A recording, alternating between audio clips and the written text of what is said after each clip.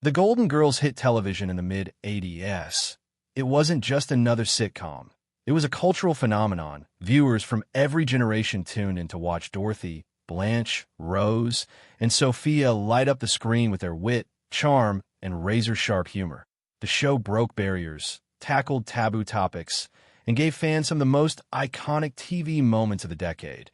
But not every scene was embraced the same way. In fact, one scene in particular sparked controversy and was even considered too scandalous for its time. Join us as we revisit this unforgettable moment and uncover the story behind it. The rise of the Golden Girls. When the Golden Girls first aired on NBC in September 1985, no one could have predicted just how big it would become. The show ran until May 1992 with 180 half-hour episodes across 7 successful seasons. Viewers tuned in every week to watch the lives of 4 older women sharing a home in Miami, Florida. The cast was unforgettable. B. Arthur as Dorothy's, Borak, Betty White as Rosen Island, Rue Lanahan as Blanche Devo, and Estelle Getty as Sophia Petrillo. Together they made television history.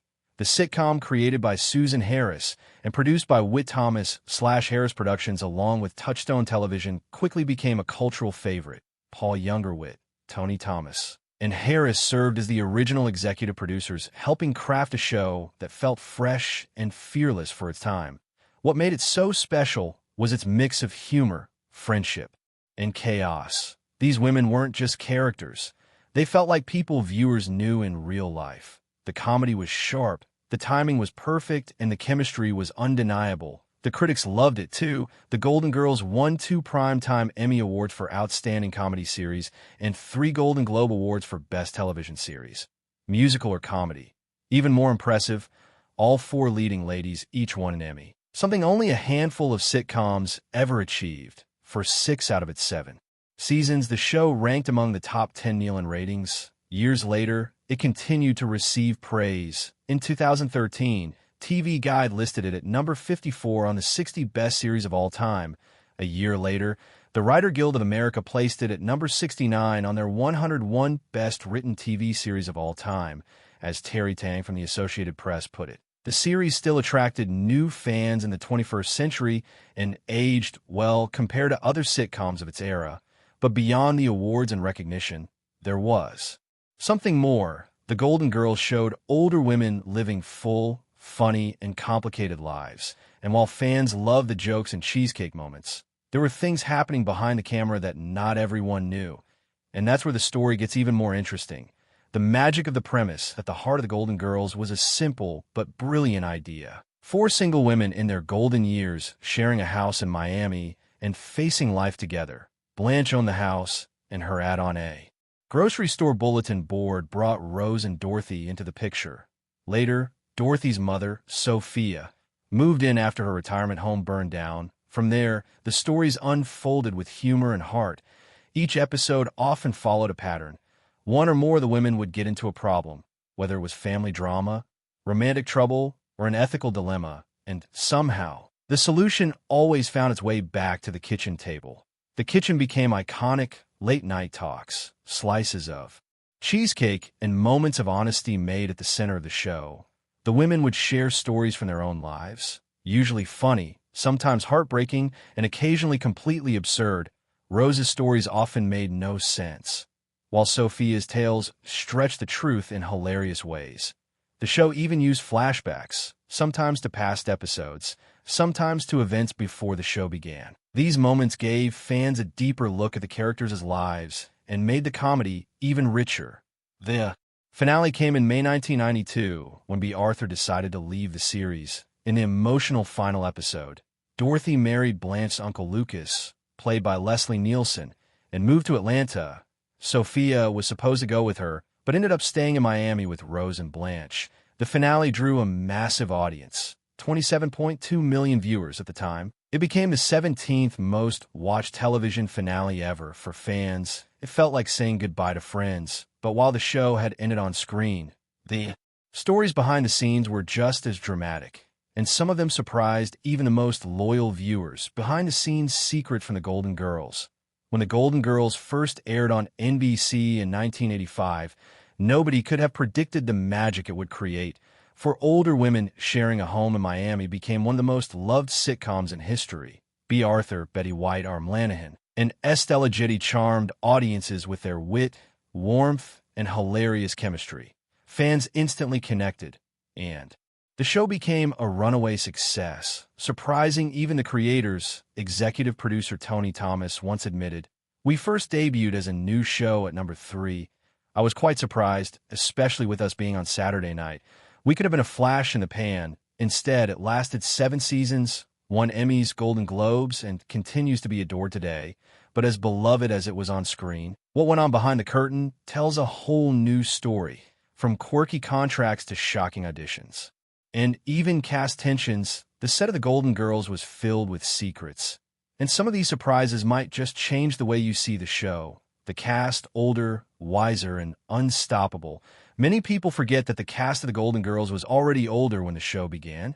Betty White, who played the sweet but quirky Rose, was 63 years old at the start in 1985. B. Arthur, who played the sarcastic Dorothy, was also 63 when the show premiered. Estelle Getty, who played Dorothy Sharp. Tanj's mother, Sophia, was 62. That's right, Estelle was actually a year younger than B. Arthur, even though she played her mother on screen.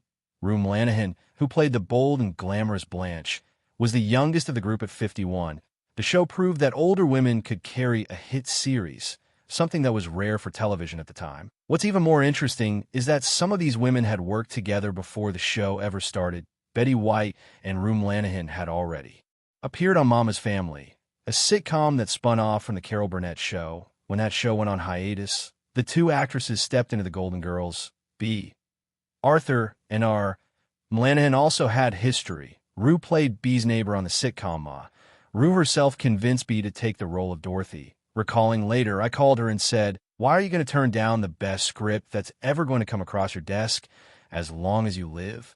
That push made all the difference, and the rest is television history." Still, the behind-the-scenes decisions didn't stop with casting.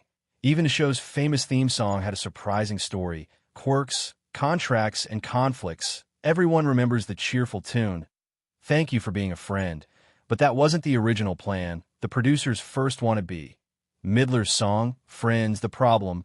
It was too expensive, so instead, they chose Andrew Gold's "Thank You for Being a Friend," recorded for the show by Cynthia Fee. The song became iconic, but it almost never happened. While music shaped the opening, personal quirks shaped life on set. B. Arthur, for example, hated wearing shoes. She disliked them so much she had it written in her contract that she could walk around barefoot. The only rule was she had to promise not to sue the producers if she got hurt. B. also reportedly hated chewing gum and birds. Lanahan had her own unusual contract clause. As Blanche, she wore glamorous, stylish outfits throughout the series. Rue loved those clothes so much that she arranged to keep them all once filming ended. Imagine having Blanche's entire wardrobe in your closet. But contracts weren't the only source of drama. Betty White and B. Arthur had a famously tense relationship off-screen. Betty admitted years later she was not that fond of me. She found me a pain in the neck sometimes. It was my positive attitude, and that made me mad sometimes. Sometimes if I was happy, she'd be furious. Their styles clashed. B was all about focus and concentration, while Betty was lighthearted and chatty. And those differences showed in unexpected ways when filming stopped. Because while B stayed in her place, Betty went out of her way to interact with the audience, the secrets fans never saw. According to B. Arthur's son, Matthew Sachs's, Betty White often walked out to talk with the studio audience between takes. He recalled, "When they shot the sitcom, sometimes they had to stop. My mom would stay concentrated, maybe stay backstage, stand in her place there, and sometimes Betty would go out and smile and chat with the audience and literally go and make friends with the audience, which is a nice thing. A lot of them have come from all over the country and her fans. I think my mom didn't dig that. It wasn't that B hated Betty, but she didn't like the interruptions. She preferred staying focused while Betty enjoyed connecting with fans. And that wasn't the only surprise. From behind the scenes, Elaine Stretch, a famous actress, once auditioned for the role of Dorothy. But it didn't go well. She reportedly dropped an F-bomb during her audition, and one of the writers wasn't a fan of her style. She lost the role, which went to B. Arthur. Even Betty White's role had a twist. She originally auditioned to play Blanche, not Rose, but the director thought it was too similar to her previous character, Sue Ann Nance, the neighborhood nymaniac from the Mary Tyler Moore show. Instead, Betty was cast as Rose, Ann R. Mlanahan became Blanche. Another fun fact, Sophia wasn't meant to be a main character. Dorothy's mother was supposed to appear only occasionally, but when Estelle Getty tested so well with preview audiences, producers quickly made her a regular cast member. Estelle, however, struggled with stage fright. Rue Mlanahan admitted she'd panicked. By tape day, she was unreachable. She was just as uptight as a human being could get when your brain is frozen like that. You can't remember lines. Despite her fears, Estelle pushed through and became a fan favorite. To ease the stress, Betty White and R.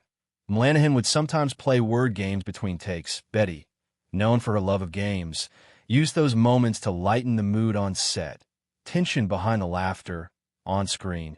The four women felt like family. They teased each other, supported each other, and delivered punchlines that had audiences laughing